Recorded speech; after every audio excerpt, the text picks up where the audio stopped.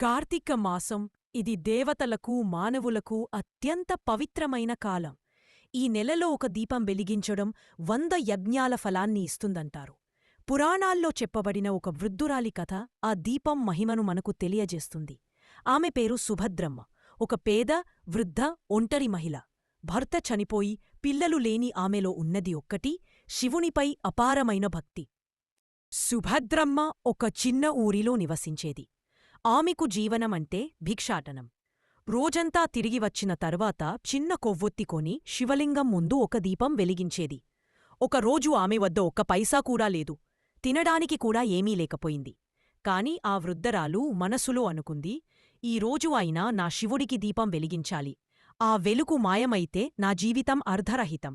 ఆమె కంచం దగ్గర కూర్చుని పూలు అమ్మింది, కాస్త డబ్బు సంపాదించింది. ఆ డబ్బుతో ఒక నూనె కొంది, చిన్న దీపం వెలిగించింది. ఆ రాత్రి గాలి బలంగా వీచింది, వర్షం కూడా మొదలైంది. కాని ఆమె వెలిగించిన ఆ చిన్న దీపం మాత్రం ఆరలేదు. వాన, గాలి, చీకటిని దాటి ఆ దీపం ప్రకాశిస్తూనే ఉంది. దేవతలు ఆ దృశ్యాన్ని చూస్తూ ఆశ్చర్యపోయారు. ఆ భక్తి కాంతి అంత బలంగా ఉంది.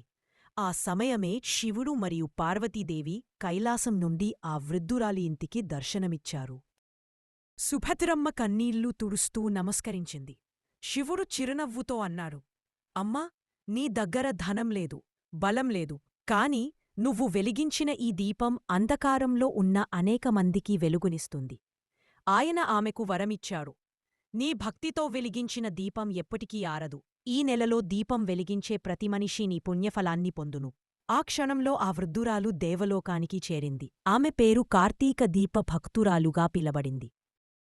కార్తీక మాసంలో ఒక దీపం వెలిగించడం మన లోపలి చీకటిని తొలగిస్తుంది. అది మన హృదయంలో ఉన్న భయం, కష్టాలను తుడిచేస్తుంది. అది మనలో ధైర్యాన్ని, భక్తిని నింపుతుంది. పురాణం చెబుతుంది, దీపం వెలిగించువాడు యమలోకానికి కాదు, శివలోకానికి చేరును. శివుడు స్వయంగా ఆ భక్తుడికి మార్గదర్శకుడువుతాడు. సుభద్రమ్మ కథ మనకు ఒక శాశ్వత సందేశమిస్తుంది. భక్తి ఉంటే పేదరికం అడ్డు కాదు. ఒక చిన్న దీపం కూడా దేవుడికి చేరుతుంది. మన భక్తి నిజమైతే అది విశ్వాన్ని వెలిగిస్తుంది. కార్తీకమాసం కేవలం పూజ కాదు, అది మన హృదయంలో వెలిగే జ్యోతి.